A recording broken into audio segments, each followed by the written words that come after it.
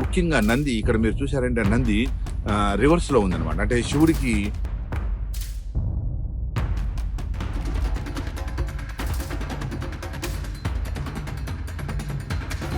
దట్టమైన అటవీ ప్రాంతంలో ప్రకృతి ఒడిలో రహస్యంగా దాగి ఉన్న శతాబ్దాల నాటి చరిత్ర తాజాగా వెలుగులోకి వచ్చింది.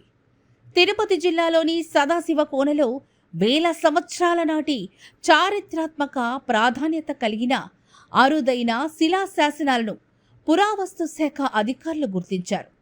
ముక్కంటేశ్వరుడైన ఆ శివుడిపై నాటి మహనీయులకు ఉన్న భక్తిభావం, వారు చేసిన దాన ధర్మాల ఔదార్యాన్ని ఈ శాసనాలు కళ్లకు కట్టినట్లు చూపిస్తున్నాయి. మరి ఆ శాసనాల్లో ఏం ఉందో ఇప్పుడు చూద్దాం. దేశ ఇతిహాస లేదా చరిత్ర అధ్యయనంలో శాసనాలు అత్యంత కీలకమైన పాత్ర పోషిస్తాయి.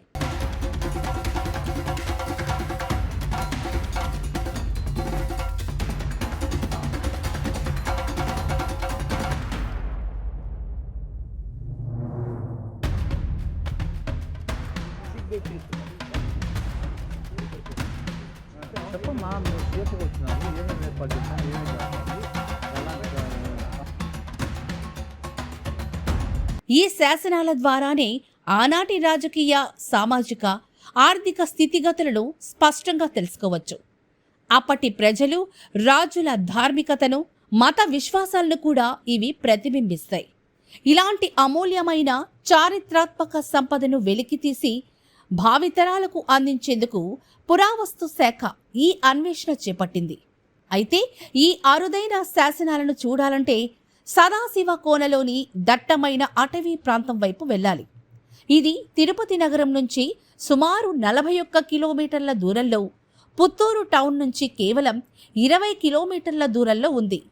ఎంతో ఆధ్యాత్మిక ప్రాశస్త్యం కలిగిన ఈ ఆలయ సమీపంలోని పెద్ద రాతి బండలపైనే అధికారులు ఈ శిలాశాసనాలను గుర్తించారు.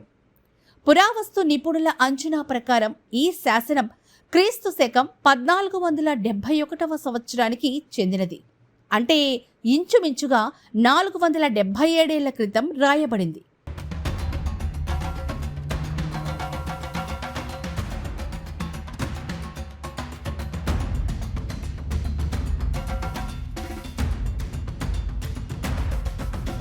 ఆనాటి విజయనగర సామ్రాజ్య చక్రవర్తి సదాశివ దేవరాయలు ప్రసిద్ధ పుణ్యక్షేత్రమైన గుడిమల్లం పరశురామేశ్వర స్వామి దేవాలయానికి భూములను దానంగా ఇచ్చినట్లు ఈ శాసనం ద్వారా స్పష్టమవుతోంది.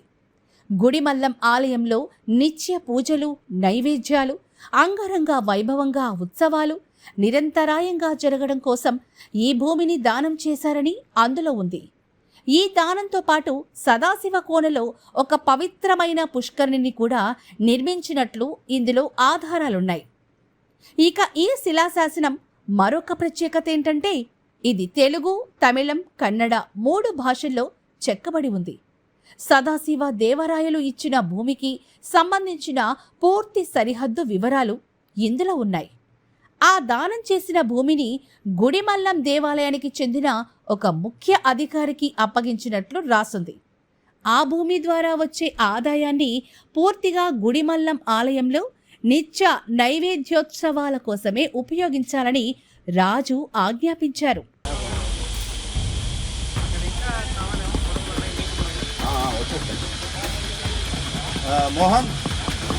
ఈ శిలపై కేవలం అక్షరాలే కాకుండా అద్భుతమైన ప్రతిమలను కూడా చెక్కారు. శాసనంలో శివుడు జటాధారి అయి ఉగ్రరూపంలో నృత్యం చేస్తున్న ఆకారంలో కనిపిస్తాడు.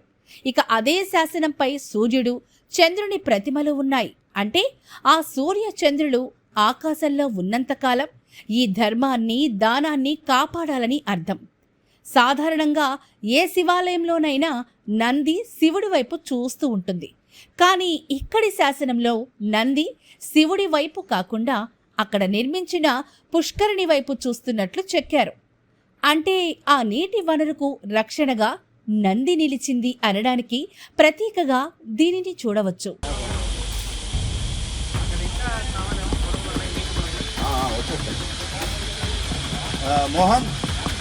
పూర్వకాలంలో దానాలను ఎవరూ నాశనం చేయకుండా ఉండేందుకు శాసనం చివర్లో హెచ్చరికలు రాసేవారు. ఈ శాసనంలో కూడా ఈ దాన ధర్మాన్ని ఎవరైనా నాశనం చేయాలని చూస్తే వారు తమ సొంత తల్లిదండ్రులను, పవిత్రమైన గోవును కాశీక్షేత్రంలో వధిస్తే ఎంతటి మహాపాపం మూటగట్టుకుంటారో అంతటి ఘోర పాపానికి గురవుతారని కఠినంగా రాసుంది.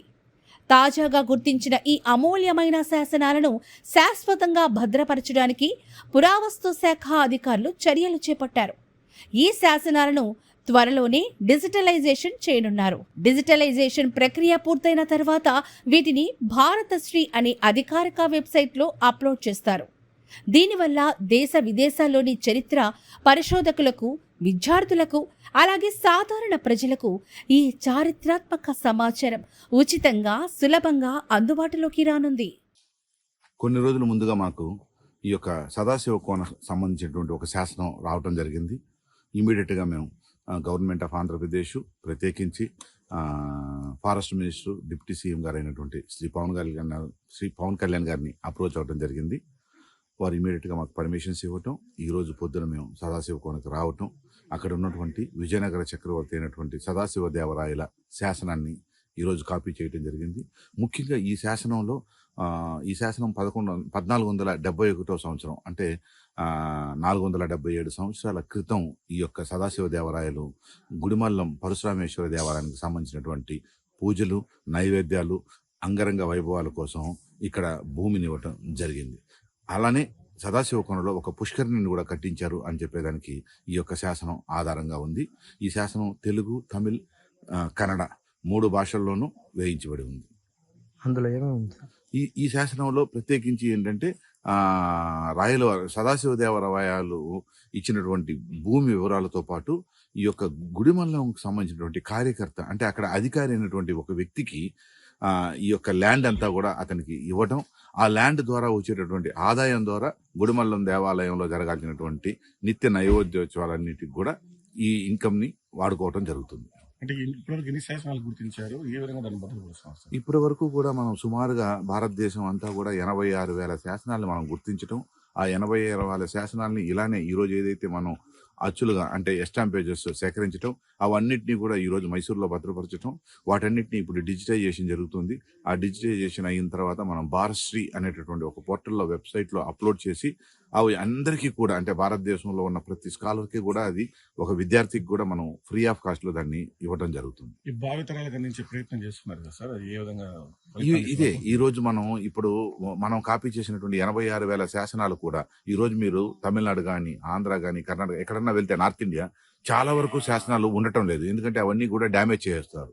సో ఏదైతే మనం ఈ భారతశ్రీ అనేటువంటి ప్రాజెక్టులో వీటిని మనం భద్రపరిచి వాటిని అప్లోడ్ చేస్తున్నామో, ఇవి భావితరాలకి మన చరిత్ర, మన సంస్కృతి, మన హిందూ ధర్మం గురించి ఈ శాసనాలన్నీ కూడా చాలా వివరంగా చెప్పడమే కాకుండా, ఆ రోజుల్లో రాజకీయ, ఆర్థిక, మత పరిస్థితులు ఎలా ఉన్నాయి, వాటి వల్ల సమాజం పైన ఎలాంటి ప్రభావం ఉండేది, అలానే సనాతన ధర్మాన్ని ఏ విధంగా కాపాడాలి, దేవాలయాల్ని ఏ విధంగా కాపాడాలి, దేవాలయానికి సంబంధించిన భూముల్ని ఏ విధంగా కాపాడాలి, వాటిని భావితరాలకు ఎలా ఇవ్వాలి అనేటువంటి నిక్షిప్తమైనటువంటి శాసనాలన్నీ వీటిలో ఉంటాయి. మీరు సదాశివ కోనలో చూసిన శాసనం పైన శివుడి ప్రతిమ చూసారు, అది ఎలా ఉంది సార్ అసలు?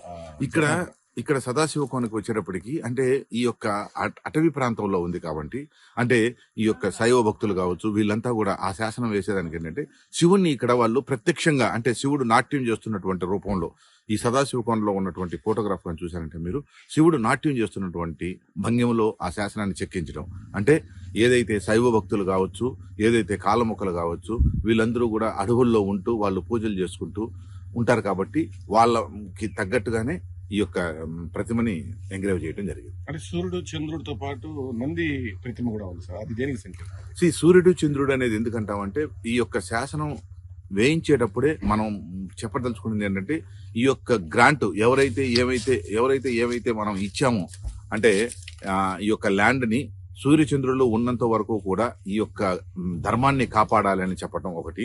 రెండోది, ముఖ్యంగా నంది, ఇక్కడ మీరు చూసారంటే నంది రివర్స్ లో ఉందన్నమాట, అంటే శివుడికి ఎదురుగా కాకుండా, అంటే ఆ యొక్క పుష్కరిణి ఏదైతే అక్కడ పుష్కరిణిని కట్టించారో, ఆ పుష్కరిణికి సింబాలిజంగా ఆ పుష్కరిణి సైడ్ చూస్తూ ఉన్నటువంటి నంది ప్రతిమ ఉందన్నమాట.